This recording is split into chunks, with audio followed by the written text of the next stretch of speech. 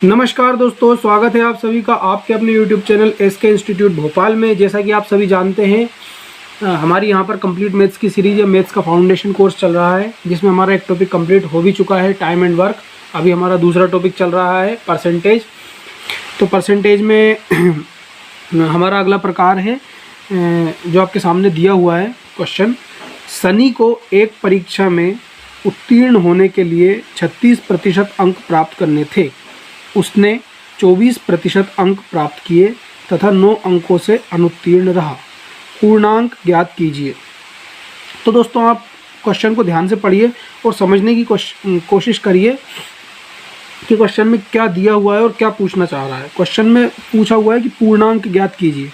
पूर्णांक ज्ञात कीजिए, मान लो हमारा एक पेपर होता है। ये मान लो हमारी 10th क्लास की परीक्षा होती है और उसमें मान लो हमारे 5 सब्जेक्ट हैं। 5 सब्जेक्ट के मिलाकर पूर्णांक होते हैं 500 नंबर। वही बोल रहा है क्वेश्चन में कि पूर्णांक ज्ञात कीजिए, मतलब कि जो कंप्लीट जितने भी नंबर का वो पेपर था वो नंबर ज्ञात कीजिए। और दे क्या रखा है, उत्तीर्ण होने के लिए 36% अंक प्राप्त करने थे, मतलब मिनिमम अंक दे रखे हैं उसने। न्यूनतम अंक कितने प्राप्त करने थे उसको? 36% अंक प्राप्त करने थे और उसने 24% अंक प्राप्त किए तथा 9 अंकों से अनुत्तीर्ण रहा। इन दोनों लाइनों का मतलब क्या है कि हमें प्रश्न में न्यूनतम अंक या मिनिमम मार्क्स दिए हुए हैं। 2 फॉर्म में दिए हुए हैं। एक तो उन्होंने डायरेक्टली बोल दिया है उसने कि उसको उत्तीर्ण होने के लिए 36% अंक प्राप्त करने थे, मतलब न्यूनतम अंक जो है पास करने के लिए वो कितने हैं? 36%।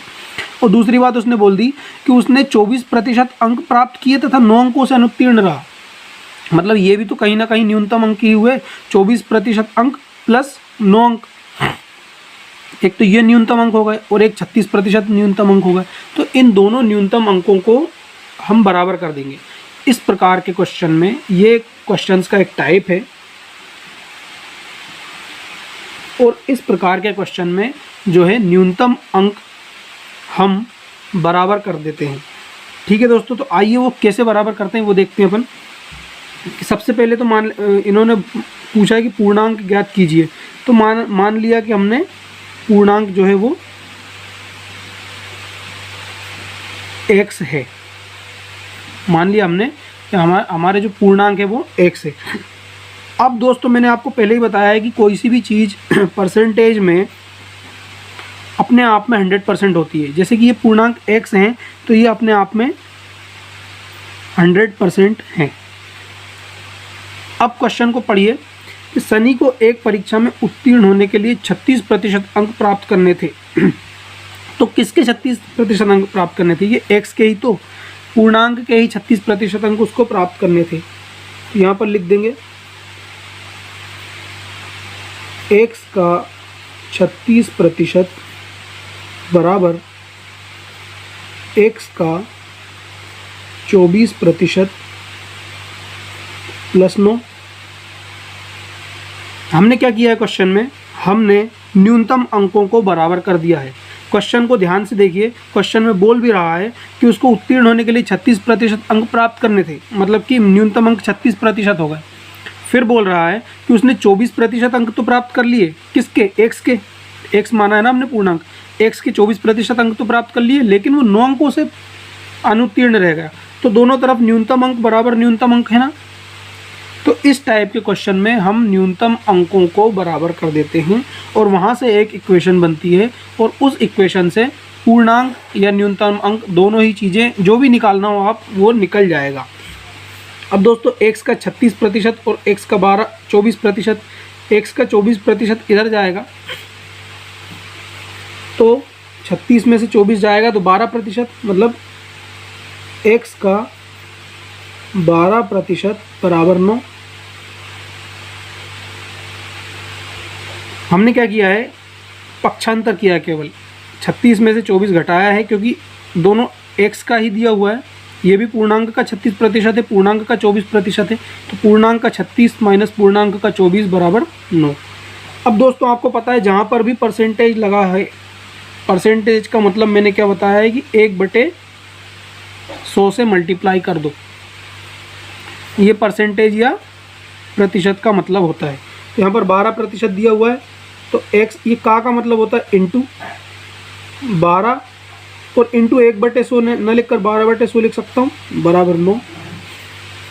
तो यहाँ से हमारा x आ जाएगा, x बराबर क्रॉस मल्टीप्लिकेशन हो जाएगा 900/12, इसको काट लेंगे, 12 सते 84 बचा 6, 12 पंचे 60। मतलब कि जो हमारा पूर्णांक है वो आ गया 75 अंक। यही हमसे पूछा था, पूर्णांक ज्ञात कीजिए। तो दोस्तों ये क्वेश्चन का एक टाइप है। इस टाइप के क्वेश्चन को आपको पढ़ने के बाद समझ में आ जाएगा कि इसमें हम कौन सी अप्रोच हमें लगाना है, ठीक है। और जब आप नंबर ऑफ़ क्वेश्चंस की ज़्यादा प्रैक्टिस कर लेंगे, मान लो 5 से 10 क्वेश्चन इस टाइप के लगा लेंगे, तो आपको क्वेश्चन को पढ़ते से ही समझ में आ जाएगा कि इसमें कौन सा टाइप का क्वेश्चन है और इस टाइप में कौन सी अप्रोच हमें लगानी है। आइए दोस्तों इसी कंसेप्ट पर बेस्ड एक और क्वेश्चन कर लेते हैं। दोस्तों ये अभी हमारी थ्योरी क्लास चल रही है, बेसिक कंसेप्ट की क्लास चल रही है। क्वेश्चंस की प्रैक्टिस हम जैसे हमारे 6 से 8 टाइप है इसमें, वो कंप्लीट हो जाएंगे, उसके बाद हम क्वेश्चंस की प्रैक्टिस भी करेंगे। कम से कम 70 से 80 क्वेश्चंस की प्रैक्टिस मैं आपको करवाऊंगा।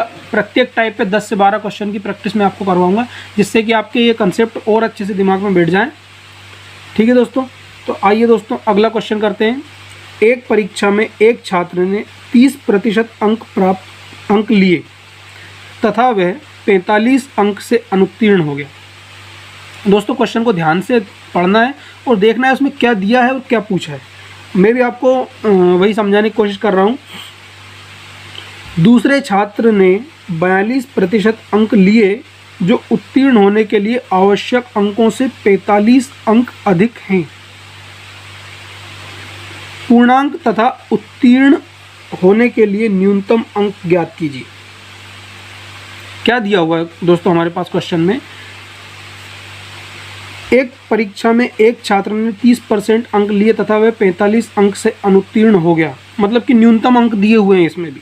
इस लाइन को पढ़ने से ये समझ में आ रहा है कि इसमें भी न्यूनतम अंक दिए हुए हैं किसी भी परीक्षा में उत्तीर्ण होने के। ये पहले छात्र की बात हो गई। दूसरे छात्र ने 42% अंक लिए जो उत्तीर्ण होने के लिए आवश्यक अंकों से 45 अंक अधिक है। अब दोस्तों 2 छात्र हों चाहे 3 छात्र हो, परीक्षा तो वो एक ही दे रहे हैं, पेपर तो एक ही दे रहे हैं। अब जब पेपर एक ही दे रहे हैं तो पेपर का जो पूर्णांक रहता है वो सेम ही रहता है सब में। तो क्या बोल रहा है कि एक छात्र ने 30% अंक लिए तथा वह 45 अंक से अनुत्तीर्ण हो गया, ठीक है दोस्तों। तो ये 30% अंक प्लस 45, ये दोनों मिलाकर क्या हुआ? न्यूनतम पासिंग मार्क्स हुए ना। दूसरे छात्र ने 42% अंक लिए जो उत्तीर्ण होने के लिए आवश्यक अंकों से 45 अंक अधिक थे, ठीक है दोस्तों। मतलब एक छात्र ने 42% अंक लिए हैं, अगर उसमें से हम 45 माइनस करते तो न्यूनतम अंक आ जाएगा। तो कुल मिलाकर दोनों जो सेंटेंस हमारे पास दिए हुए हैं क्वेश्चन में, उसमें न्यूनतम अंक दिए हुए हैं। तो इस टाइप के क्वेश्चंस में न्यूनतम अंकों को बराबर कर देते हैं, जिससे कि पूर्णांक तथा उत्तीर्णांक निकल जाते हैं, ठीक है दोस्तों। उत्तीर्णांक या न्यूनतम अंक ही होते हैं उत्तीर्णांक। तो सबसे पहले तो इसमें पूर्णांक पूछा है, तो हमने मान लिया कि पूर्णांक भैया हमारा x है, ठीक है। अब बोल रहा है कि एक छात्र ने x का 30% अंक लिए तथा वह 45 अंक से अनुत्तीर्ण हो गया। x का 30% प्लस 45, ये न्यूनतम अंक हो गए पहले सेंटेंस से, बराबर दूसरे छात्र ने 42% अंक लिए, यानी कि x का 42% जो उत्तीर्ण होने के लिए आवश्यक अंकों से 45 अंक अधिक थे, माइनस 45 कर देंगे, तभी तो जो न्यूनतम अंक है वो बराबर होंगे। x का 30% प्लस 45 और x का 42% माइनस 45, ये दोनों बराबर हैं, ये भी न्यूनतम अंक है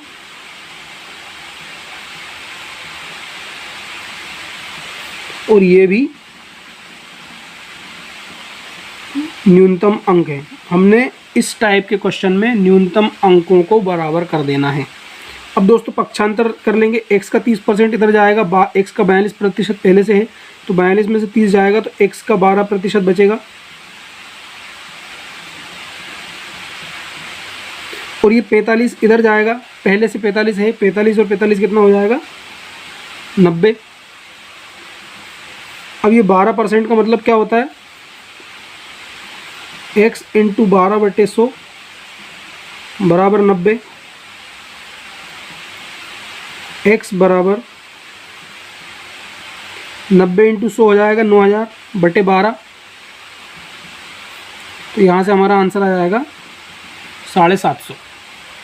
यानी कि जो हमारे पूर्णांक है, पूर्णांक तो हमारे पास आ गए कि 750 अंक का जो है पेपर था, यही हमारे पूर्णांक है। एक तो पूर्णांक पूछा था, तो पूर्णांक हमारा आ चुका है कि 750 अंक, तथा उत्तीर्ण होने के लिए न्यूनतम अंक। अब उत्तीर्ण होने के लिए न्यूनतम अंक ये भी है और ये भी है, किसी भी एक में हम x की वैल्यू पुट कर देंगे, ये x आया हमारा, तो न्यूनतम अंक आ जाएंगे हमारे। तो मैं इसमें पुट कर देता हूँ x इंटू 30/100 प्लस 45, ये न्यूनतम अंक है हमारे। यहाँ x की वैल्यू पुट कर देंगे 750 इंटू 30/100 प्लस 45, एक शून्य से एक शून्य, एक शून्य से एक शून्य, 3 पंचे 15 की 5 हासिल आया, 1 3 7 21 और 1 22, 225 प्लस 45 बराबर कितना आ जाएगा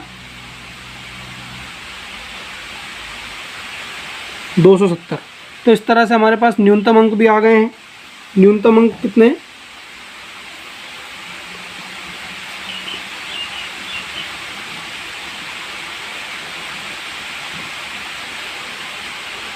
न्यूनतम अंक हमारे पास आ गए 270 और पूर्णांक आ गए हैं 750। तो दोस्तों इस तरह के क्वेश्चन में, ये क्वेश्चंस का एक टाइप है, और इस तरह के क्वेश्चंस में हम कौन सी अप्रोच लगाते हैं, दोनों तरफ न्यूनतम अंक बराबर कर देते हैं। ये न्यूनतम अंक को बराबर कर देते हैं, उससे एक इक्वेशन बनती है जिससे पूर्णांक निकलते हैं तथा उत्तीर्णांक भी उसी से हम निकाल सकते हैं। तो दोस्तों इस तरह के क्वेश्चन आपको RS अग्रवाल बुक में मिल जाएंगे, काफ़ी सारे क्वेश्चन, और उनकी आप प्रैक्टिस कर लीजिए, जाकर बनाने की कोशिश कीजिए। अगर आपसे क्वेश्चन बनते हैं तो अच्छी बात है, नहीं बनते हैं तो मैं RS अग्रवाल के सारे क्वेश्चन आपको यहीं पर इसी प्लेटफॉर्म पर SK इंस्टीट्यूट भोपाल के यूट्यूब चैनल पर मैं आपको कंप्लीट करवाऊंगा। आप इससे निश्चिंत रहिए, एक एक क्वेश्चन को कंप्लीट करवाया जाएगा और सारे डाउट्स आपके क्लियर करे जाएंगे। ठीक है दोस्तों, तो वीडियो अगर हेल्पफुल लगे तो चैनल को लाइक, शेयर और सब्सक्राइब करें। धन्यवाद।